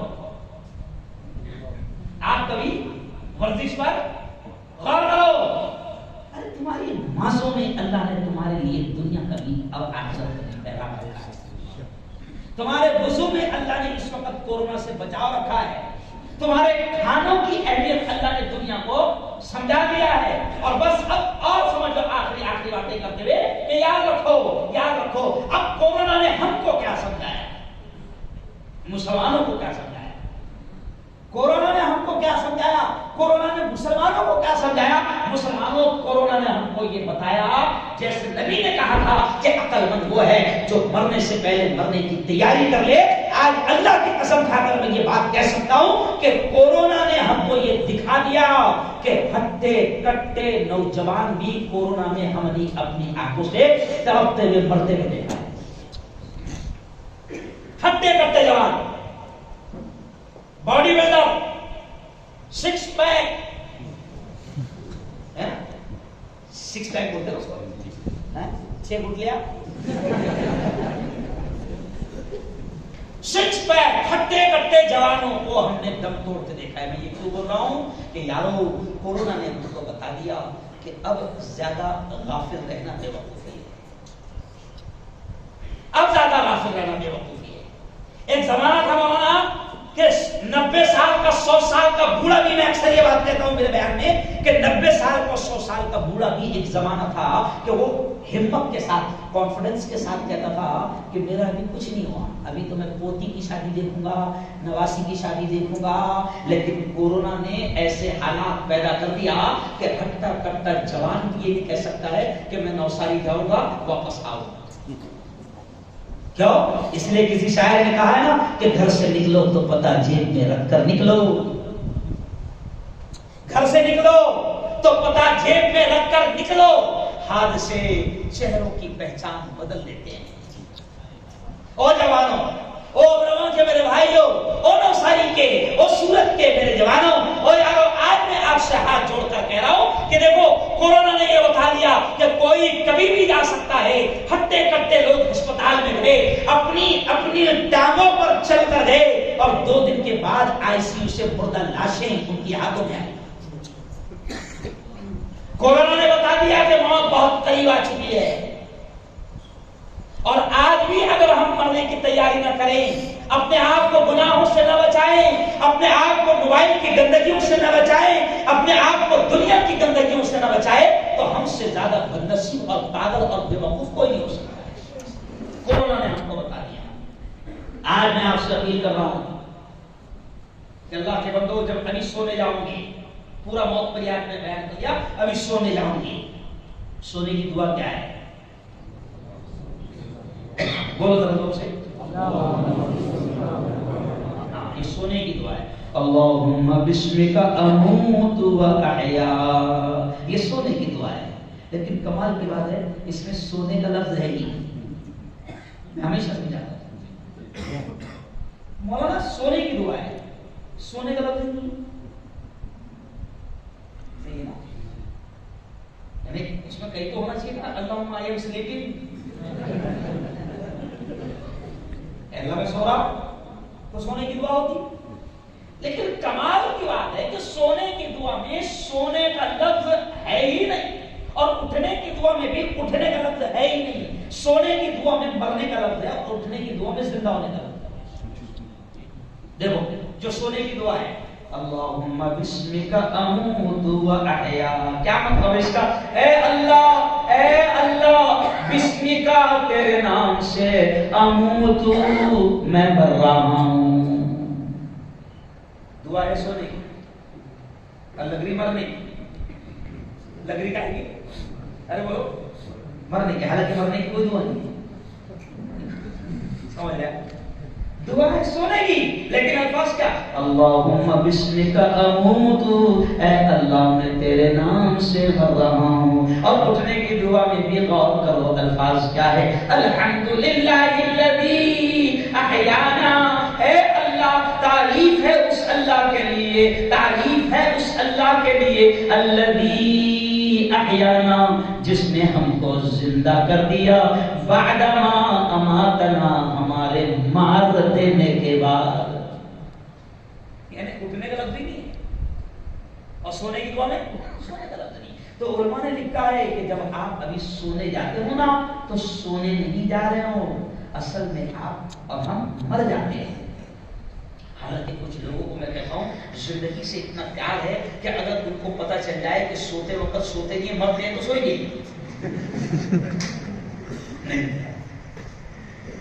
حالانکہ حقیقت یہ ہے کہ آدمی سوتا نہیں ہے، مر جاتا ہے. اور جب صبح ہوتی ہے نا تو اللہ والے کہتے ہیں کہ یہ روح، یہ نفس، یہ جان جب صبح ہوتی ہے تو پھر اللہ سے اجازت مانگتی ہے، اے اللہ نوساری سے آئی تھی جاؤں، سمجھا؟ اے اللہ بلسار سے آئی تھی جاؤں. اب اللہ نے اجازت دے دیا تو یہ 8 بجے برس کرتا. اللہ نے اگر اجازت دے دیا تو یہ 8 بجے برس کرتا. سمجھے؟ اس کو یہ احساس نہیں ہے کہ وہ رب نے مجھے دوبارہ زندگی دیا ہے تو میں 2 رکعت اس کے سامنے جھک جاؤں، سجدہ کر لوں. اور اللہ کے بندو یہ وقت ہے، اور یہ وقت ہے، یہ وقت ہے. اب میں یہ بھی نہیں کہہ سکتا ہوں کہ کتنا ہے، کیوں؟ اس لیے یہ وقت ہے، کب چھین لیا جائے کوئی پتہ نہیں. میں بھی آپ کے سامنے بات کر رہا ہوں، میں بھی آپ کے سامنے بیان کر رہا ہوں. ابھی میرا پلان ہے کہ میں ولسار جاؤں گا، پھر ولسار سے ٹرین پکڑوں گا، پھر کل میرا ایک پروگرام ہے، پھر پرسوں ایک پروگرام ہے، پھر واپس 26 جنوری کو احمد آباد میں میرے ہاتھ سے جھنڈا ہے، پھر جھنڈا لہرانے جاؤں گا، پھر 27 کو آ جاؤں گا، پھر 28 کو سورج جاؤں گا. یہ سارے پلان بنے ہوئے ہیں لیکن مجھے یہ خبر نہیں کہ میں یہاں سے بھی واپس جاؤں گا نہیں جاؤں گا، کوئی خبر نہیں. کیونکہ ہم نے دیکھا ہے کئی علماء جو زندگی پر وعظ اور نصیحت کرتے تھے، اللہ نے ان کی موت بھی ایسے لائی ہے کہ انہوں نے آخری جملہ بھی بیان کرتے کرتے ہی ادا کیے. تو مجھے خود کو خبر نہیں ہے کب موت آ جائے گی، کوئی کانفیڈنس بھی نہیں. میں یہ بھی نہیں کہہ سکتا کہ نہیں ہو ہی نہیں سکتا، ابھی تو الحمدللہ فٹ ہوں، ابھی تو الحمدللہ فٹ ہوں، ایسا ہو ہی نہیں سکتا. سوال ہی نہیں اٹھتا کہ موت آئے. نہیں یار، کبھی بھی موت آ سکتی. اس لیے آج میں آپ سے اپیل کر رہا ہوں کہ دیکھو آج ہم بھائی ابو بکر کے ایثار ثواب کے لیے بیٹھے ہیں اور ضرورت ہے وہ مرحومین جو دنیا سے چلے گئے ہیں نا، اب ان کا کچھ نہیں بچا ہے. پیارے آقا نے بھی فرمایا ہے کہ جب آدمی مر جاتا ہے، آدمی مر جاتا ہے تو اب اس کا عمل ختم ہو جاتا ہے. اب مر گیا، او یارو آج ہم زندہ ہیں، ہم نماز پڑھ سکتے ہیں، آج ہم زندہ ہیں، ہم حج کر سکتے ہیں، آج اللہ نے ہم کو مال دیا ہے، ہم زکات دے سکتے ہیں، آج اللہ نے ہم کو مال دیا ہے، ہم سب کا خیرات کر سکتے ہیں، آج اللہ نے ہم کو مال دیا ہے. ہمارے پڑوس میں اگر کوئی ہندو بھوکا ہے، پریشان ہے، ہم اس کی مدد کر سکتے ہیں، نیکیاں کما سکتے ہیں.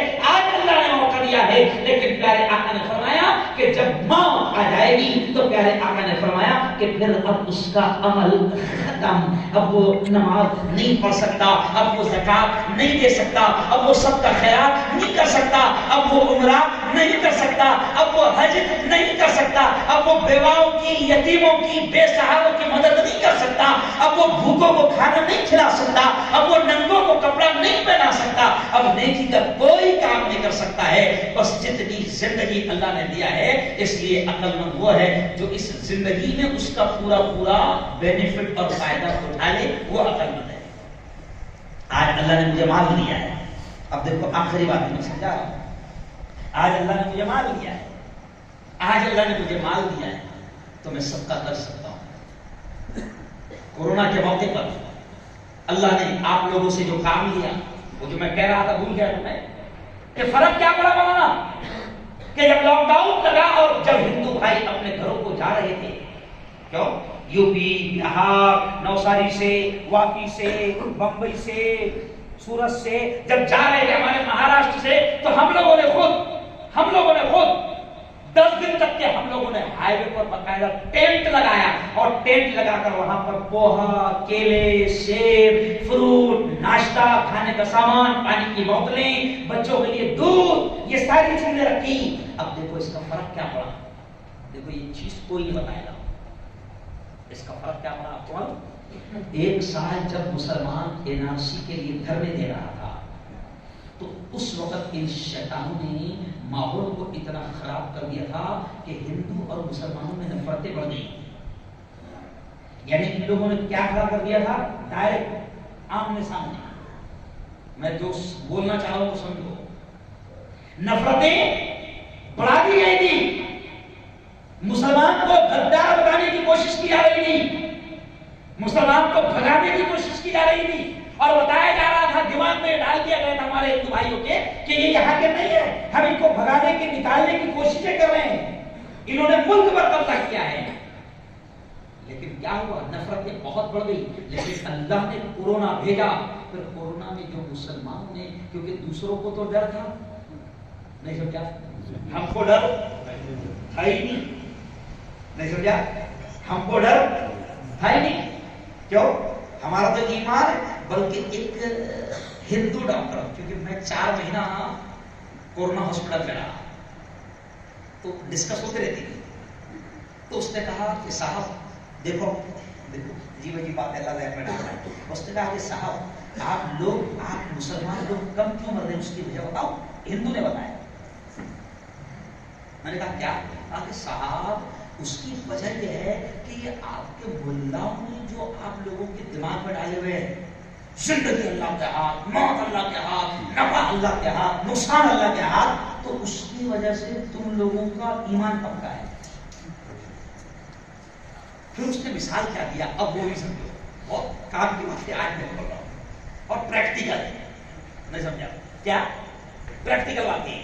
تو اس نے کہا کہ صاحب تمہارے مریض آ بھی رہے ہیں تو 90% اچھے ہو کر جا رہے ہیں، 90% اچھے ہو کر جا رہے ہیں، تو اس کی وجہ کیا ہے؟ تو اس نے کہا کہ ہم نے تمہارے مریضوں کو دوا دیتے وقت جب ان سے ہم ڈسکس کرتے تھے، دیکھو ڈاکٹر کیا کر رہے ہیں، ہم ان سے جب بات چیت کرتے تھے تو تمہارے کئی مریضوں کو ہم نے یہ کہتے ہوئے سنا، ڈاکٹر صاحب دیکھو اسٹائل دیکھو، ڈاکٹر صاحب آپ صرف علاج کرو، یہ دوا میں کچھ نہیں رکھا ہے جب تک کہ وہ نہیں چاہیے۔ بولے تم لوگوں کو جو ایمان ہے نا، وہ تمہارے ول پاور کو، امیونٹی پاور کو بڑھا رہا ہے۔ بہت بڑی بات ہے۔ یہ آج جو ہم کو مسجدوں میں ملا لوگ بولتے ہیں نا ہمارے جیسے، ہے نا، تو وہ ڈاکٹر کہہ رہے ہیں کہ تمہارے ملاؤں نے جو تمہارے لوگوں کو دماغ میں ڈالے ہوئے نا، تو وہ ایمان تم کو بچا رہا ہے۔ اور ہمارے لوگوں کا کیا ہے، اب دیکھو اس نے مثال کیا دیا، ہمارے لوگوں کا کیا ہے، اس نے مثال دیا، اچھا بھی اب کرے تو نہیں، اور میں پوری پریکٹیکل مثال دے رہا ہوں۔ وہ کہنے لگے کہ صاحب ہمارے لوگ مر رہے کیسا؟ اس نے بتایا کہ جیسے ایک مریض ہمارا آیا، اس وقت انجیکشن نہیں مل رہا تھا، یاد ہے انجیکشن، یاد ہے آپ کو نہیں مل رہا تھا، تو ڈاکٹر نے مثال کیا دیا کہ صاحب ہمارا مریض آیا اس نے دیکھا کہ اس کی اولاد، اس کے بچے بھاگ دوڑ کر رہے ہیں. بہت غور سے سننا جب سمجھنا ہے یہ مثال، میں زیادہ کھول کے نہیں بتانا چاہتا. اس نے دیکھا کہ بچے اور رشتے دار بھاگ دوڑ کر رہے ہیں. تو اس نے دھیرے سے پوچھ لیا اپنے بیٹے سے، کیا بات ہے، کیوں بھاگ رہے ہو؟ تو اس کے بیٹے سے جلدی جلدی زبان سے نکل گیا، ابا وہ انجیکشن نہیں مل رہا. بچے نے کیا بول دیا؟ ابا وہ انجیکشن نہیں مل رہا، اس کے لیے بھاگ دوڑ کر رہے ہیں. تو وہ دیکھو یہ سن کر ہی مر گیا.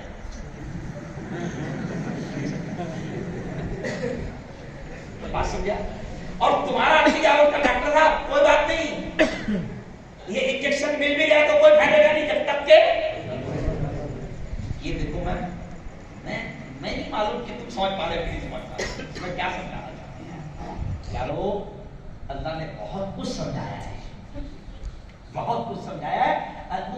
کیا ہے کہ انما العسر یسرا، ہر تنگی میں آسانی ہے. اللہ نے لاک ڈاؤن میں لایا، تنگی بھی لائی. تو آپ دیکھو کہ خدا کا شکر ہے آپ نے اخبارات میں ایسی خبریں نہیں پڑھے ہوگے کہ لاک ڈاؤن میں بے روزگاری سے پریشان ہو کر یا بھوک سے پریشان ہو کر کوئی مسلمان نے فیملی کو لے کر آتم ہتیا کر لیا.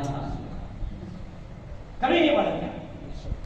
اور ایسی 50 خبریں میں نے خود میری زبان سے میرے چینل پر بولا کہ ان کے وہاں لاک ڈاؤن سے پریشانی آ گئی، بے روزگاری آ گئی، تو باپ اور ماں اپنے 2-3 بچوں کے ساتھ مل کر آتم ہتیا کر لی، کنویں میں کود گئے، بلڈنگ سے کود گئے.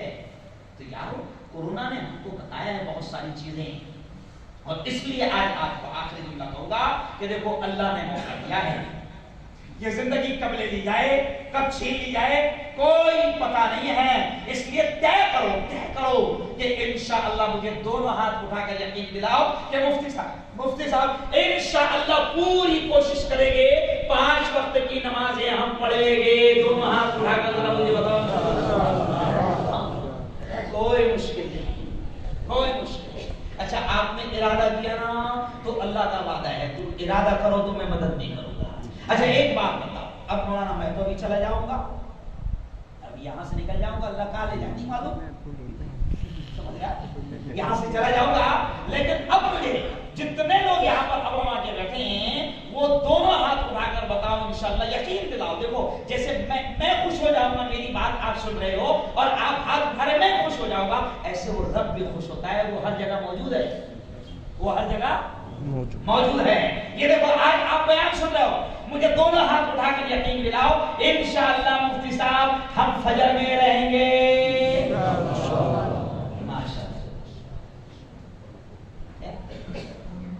اللہ نے دیکھ لیا، اللہ کے کیمرے ہر وقت شروع ہے. اس کے کیمرے نہ ہینگ ہوتے ہیں نہ خراب ہوتے ہیں نہ وائرس آتے ہیں. سمجھ لیا؟ اس لیے ڈرو تو کس سے ڈرو؟ اللہ سے. ڈرو تو کس سے ڈرو؟ اللہ سے ڈرو، ہے نا. ابھی آپ اور ہم اکیلے ہو جائیں گے بیڈ روم میں، کوئی نہیں دیکھ رہا ہے ہمیں، مگر کون دیکھ رہا ہے؟ اللہ. آج آپ دیکھو کہ ہم کو کیمروں کا ڈر آ گیا ہے.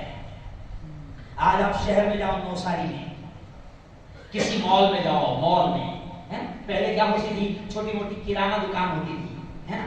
آپ جو مانگے وہ دیتا تھا، آپ جو مانگے وہ دیتا تھا، آپ جو مانگے وہ دیتا تھا. ابھی کرانہ دکان نہیں ہے، ابھی مال ہے.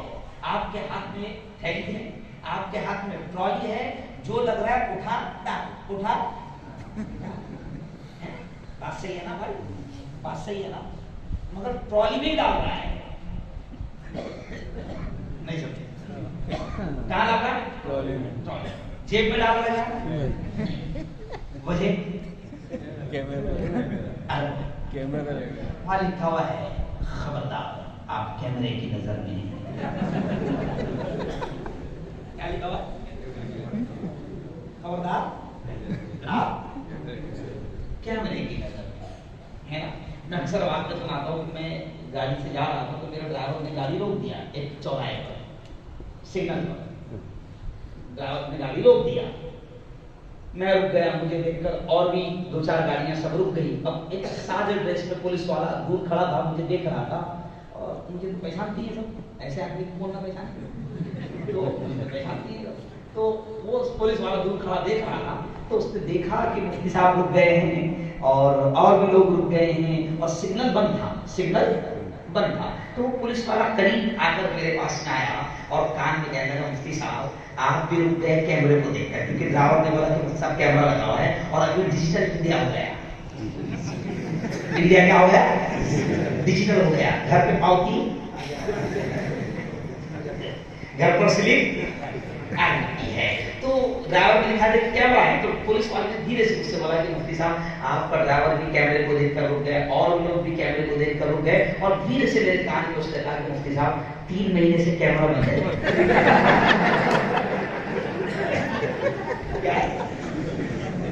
نہیں سمجھا؟ 3 مہینے سے کیمرہ بند ہے، تو بند کیمروں میں اتنا ڈر،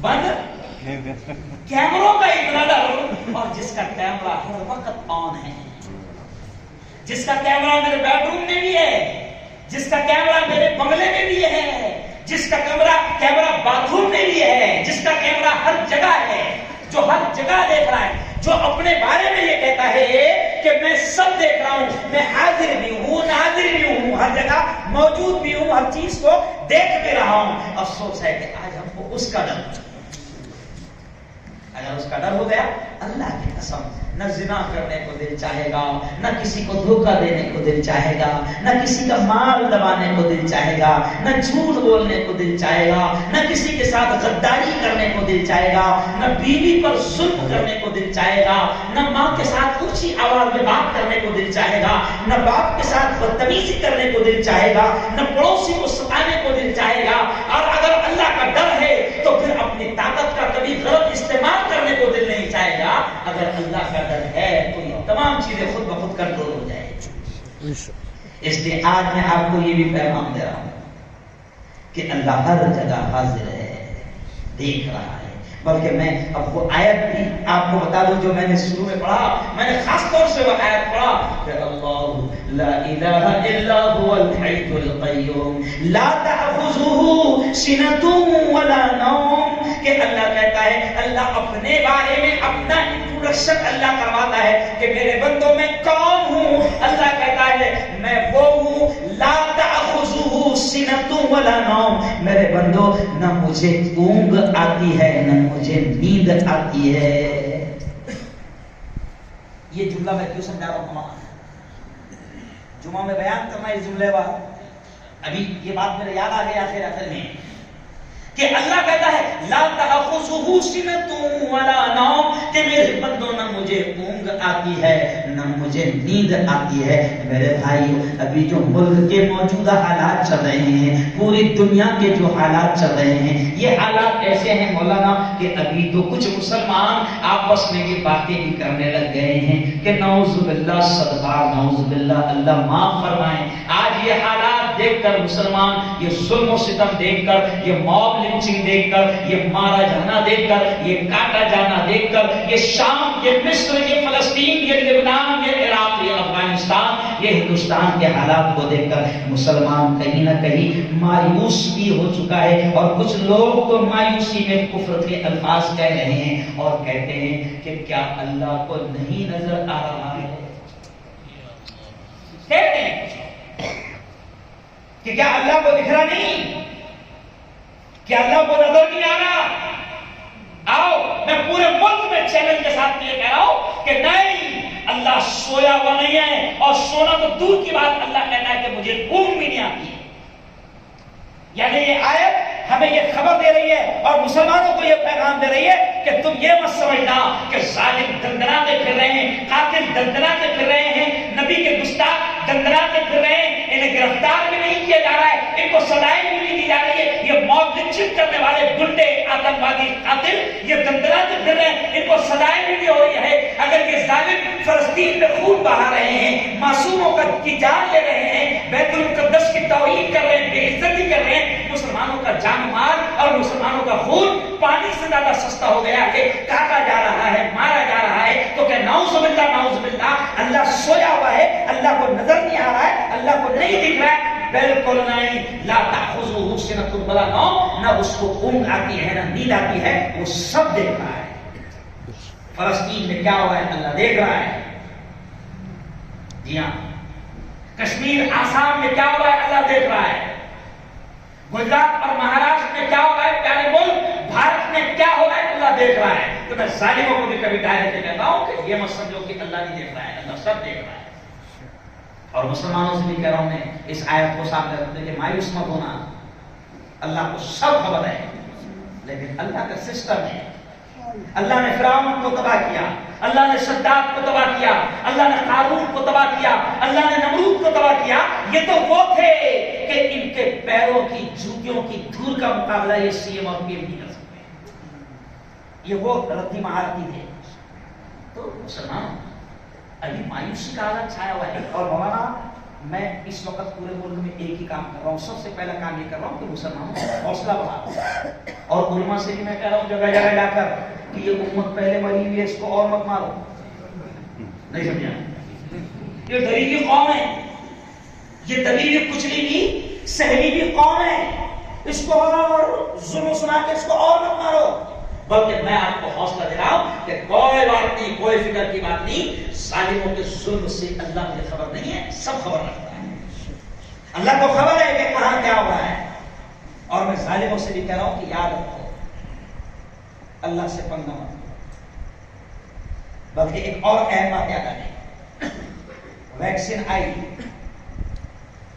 1 سال لگا ویکسین آنے. بولو سچ بات, کتنے لگا؟ 1 سال لگا ویکسین آنے, ہے نا. لیکن کمال کی بات, پہلی ویکسین 1 سال کے بعد آئی, اور پہلی ویکسین جیسے ہی آئی مولانا تو 4 دن کے بعد میں ایک اور خبر آئی کہ بلیک فنگس بھی آ گیا. سنے آپ نے کیا آ گیا؟ Black fungus. بلیک فنگس 2 دن تک کی خبریں آئی کہ تیسرے دن اور ایک خبر آ گئی.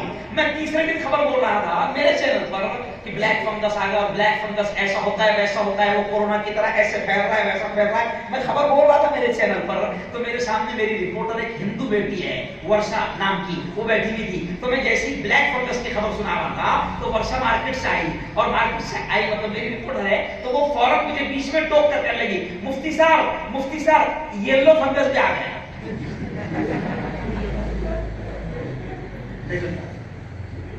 اب یہ کیوں سمجھاؤں میں آپ کو, میں یہ مثالیں ہندوؤں کو بھی دے رہا ہوں, حکومت کو بھی دے رہا ہوں کہ بیٹا اللہ کا مقابلہ نہیں کر سکتے. کتنے بھی ویکسین لاؤ, تمہاری پہلی ویکسین 1 سال میں آئی, وہ ویکسین ابھی کام شروع بھی نہیں کی جب تک کہ دوسرا وائرس آ گیا. ابھی دوسرا وائرس ختم بھی نہیں ہوا تھا کہ تیسرا اومیکرون نہیں سمجھا آ گیا. تو میں ہندوؤں سے بھی کہہ رہا ہوں, اور حکومت سے بھی کہہ رہا ہوں, اور انٹرنیشنل آتنکوادیوں سے بھی کہہ رہا ہوں جو شام اور فلسطین میں معصوموں پر مسلمانوں پر ظلم کر رہے ہیں. مولانا میں ان کو بھی ڈائریکٹ کہہ رہا ہوں, اور الحمدللہ جو آدمی کام کرتا ہے نا تو اللہ اس کی آواز کو پہنچاتا ہے, اور میری آواز ماشاءاللہ پہنچ بھی رہی ہے.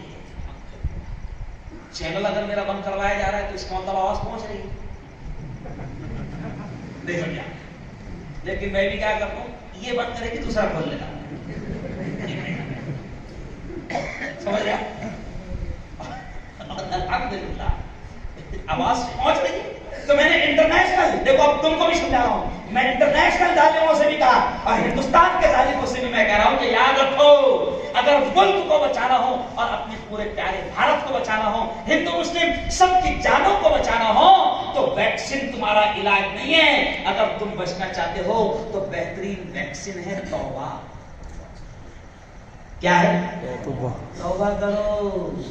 او انٹرنیشنل ظالموں توبہ کرو, او بھارت کے ظالموں, ارے بولو توبہ کرو. توبہ کرو گے تو یہی بہترین ویکسین ہوگا, ورنہ ظلم کرو گے تو ایک سے ایک نئے ایٹم, ارے بولو, آتے جائیں گے. اور پھر آپ کو برا لگتا ہے, میں ان سے کہتا ہوں آپ کو برا لگتا ہے, ہم نہیں مریں گے. نہیں سمجھا, ہم تو کہتے ہیں جی اور ارے بولو جینے دو, اور اللہ بھی کہتا ہے شانتی سے جیو, تو سب شانتی شانتی شانتی. اور ایمان والوں کو ستاؤ گے تو پھر بڑا مہنگا پڑے گا.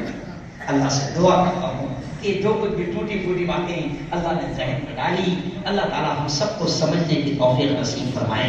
بس ایک نصیحت، پہلی نصیحت میں نے کیا کیا؟